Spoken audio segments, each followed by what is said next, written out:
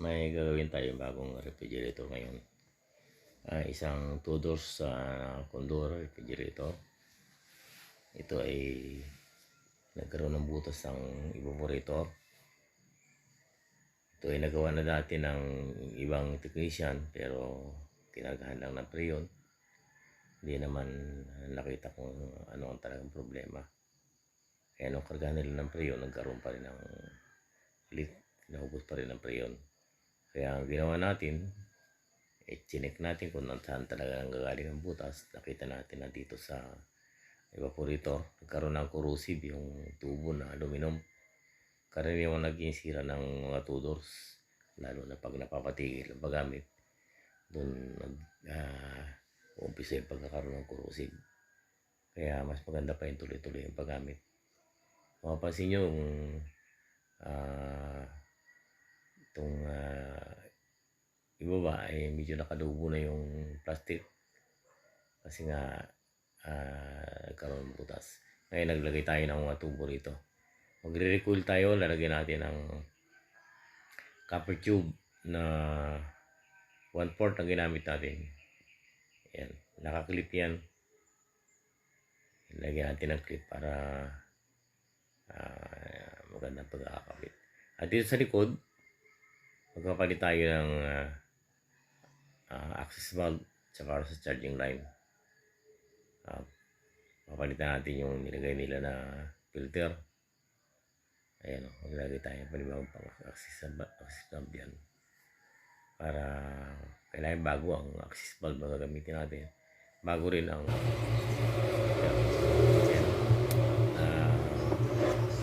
gamit tayo ng improvised na clips. Ayan. Clip ang ginagamit natin para kumapit yun.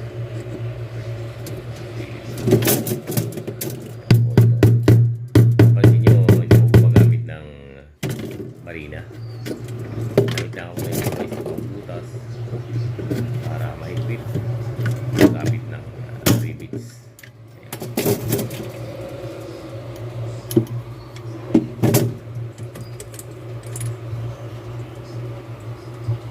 Ang paglalagay ko ng mga clip ay pantay-pantay. Alay siya. Sa pag-bend ko, dito sa maganda yung pagkakabend, sikip mo sa kamay.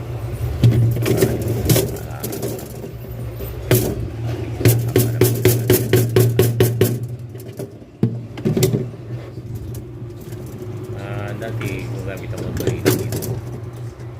Sa masikip yung paggamit ng marina, minsan nag-improvise ako ng butas.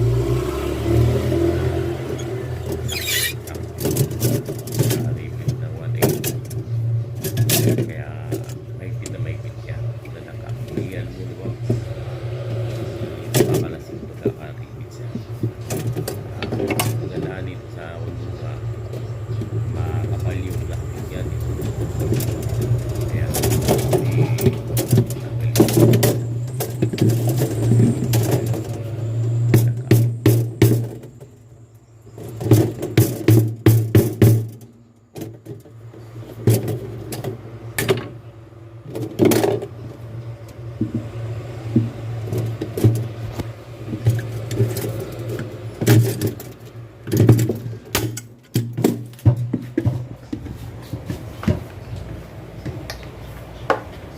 natali natin yung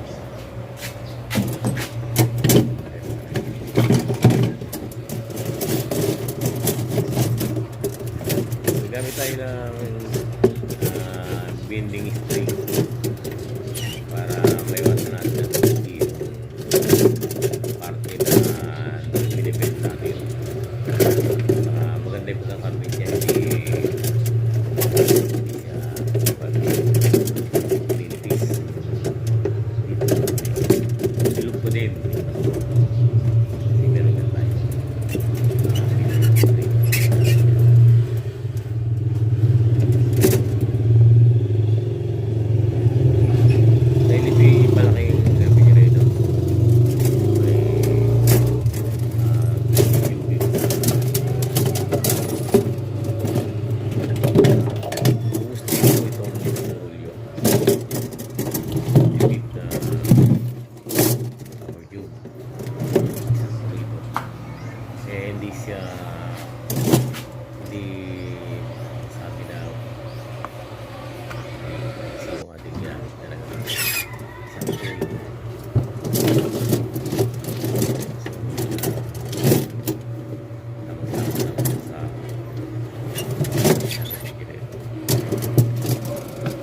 natin sukat yun talaga tama nung lagi. Sa dami ng ginawa ko na ganito, lagi na sukat ng nakita ko na tama-tama na. Tamang-tama ang lamig sa device na accumulator na ginawa natin. Marami ang ginawa nito, hindi lang 50 piraso. Dami ng ganito na ginawa. At napansin ko mga guys, halos lahat ng 2 doors, kahit ang brand, doon naman sila o parang kung ano pa. Dahil sa pari-parehas yung nangyari nila, halos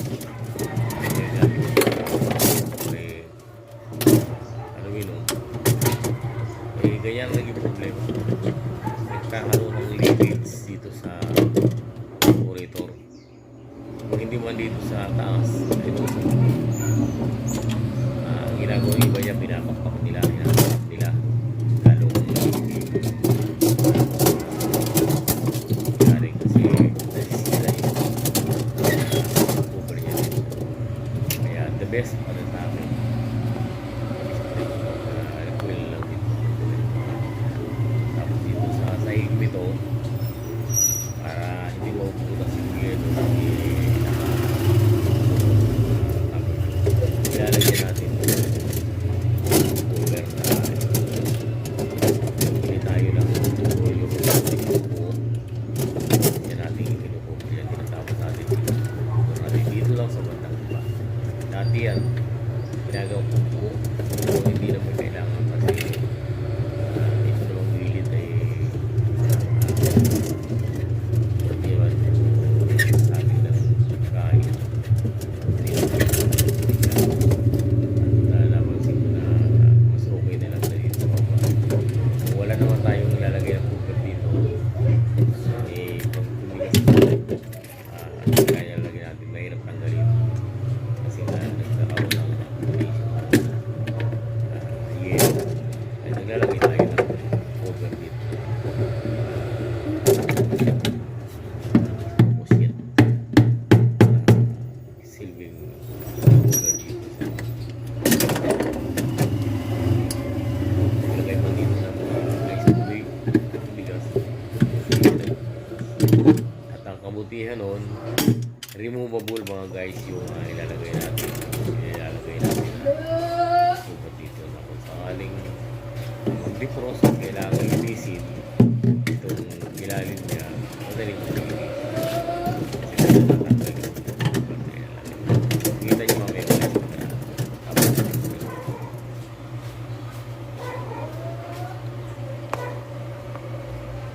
nakakatatlong ikot na tayo ng cover tube. Yung matitira dito sa yun ang gagamitin natin sa extension kasi extended kasi ito ating amplitude sa mixable partner para yung baba ay lalabig din siya. Hindi nga lang siya kailangan gawin kasi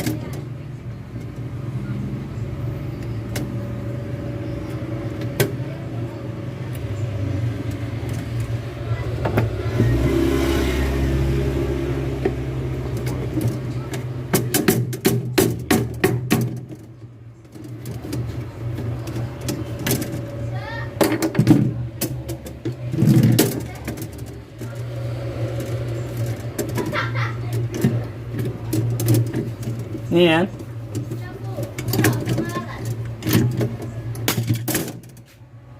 Lima tayong isda. Isda.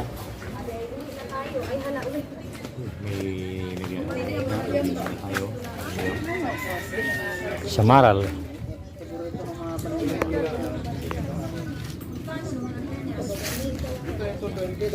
Gawin mo 100.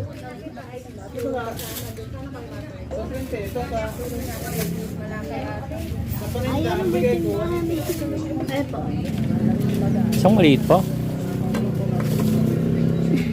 Yan, very good. Thank you.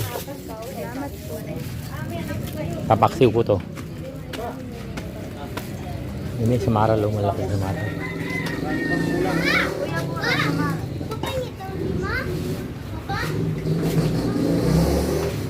Sa Maral, pauwi ka na? Ingat ha, ingat. Sa ating ilaw.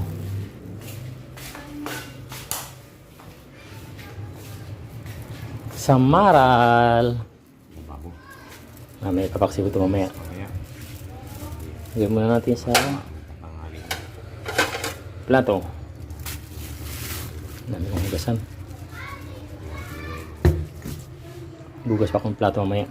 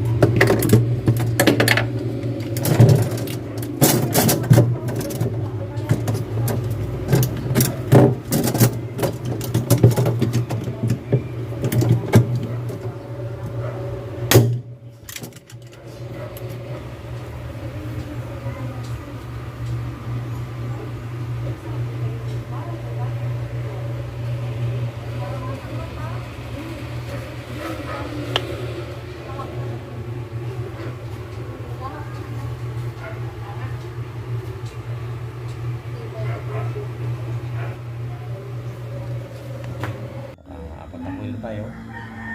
Ngayon ay naglagay na tayo ng valve. Ayan. Naglagay na tayo. Naglagay na rin tayo ng filter. At na-evacuum na natin ito mga guys. Pagkarga tayo ng preyon. Hindi natin na ipakita yung pagkarga ng preyon. Karang yung ginagawa naman dito mga guys. Kailangan na i-vacuum muna. Vacuum natin yung mga 30 minutes para walang may hangin. 1.3 2 doors to mga guys, pero makikita nyo 1.3 amperes 1.34 amperes. Napakabata na ampere talaga. Makikita natin yung mga tapos. Tingnan natin ang evaporator kung nag-start na mag-process. Nag-umpisa na siyang mag 1 minute ko pa lang nga isaksak. Sa pangatlong coil na lang. May titinan ulit natin kung ano yung pagbabago. Sinasabi ko guys na dito ang ginagawa ko pagka nabutas ng freezer. Paborito, nag-corrosive ang tubo sa loob. Nagre-recoil ako. Nalagyan ko ng panibagong tubo.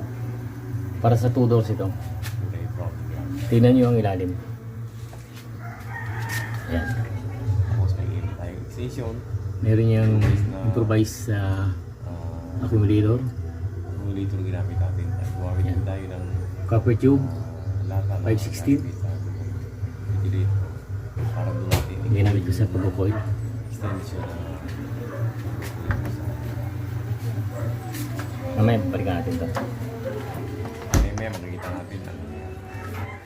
Tingnan natin ang amperes. 1.3 1.34 amperes. Hindi nagbabago yung amperahe niya. Ito ating Hindi tumatas sa number. monitor.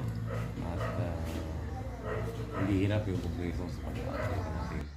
Tingnan natin kung ano ang resulta ng ating freezer. Ayan. Halos Guys. ay maputi na lahat. Namumuti na. Po ito. Ayan. Kasi 10 minutes pa lang yan. Pasinin nyo mga guys. Ayan o. Ako yung Yung mga coil natin.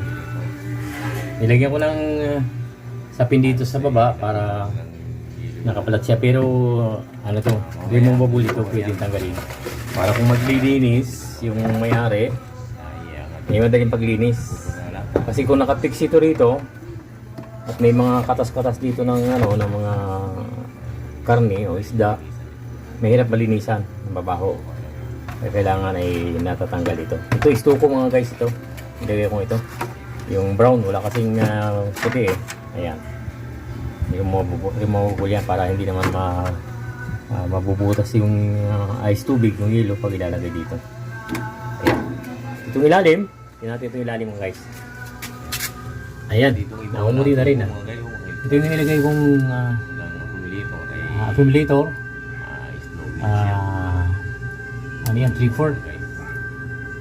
3/4 yung laki ng ginamit na nating accumulator na sa compression. copper tube. Tamang-tama lang yan na Yan, puting-puti na ito. Yan, purusin na ito mga guys. Oh. kasi kung Alam, hindi yung naman tubo niya, sa puting-puti na. hanggang compression,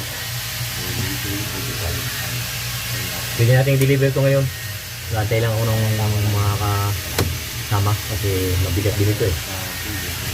Ay, yan na. Yan ang hanap. Yan ang inaantay ko.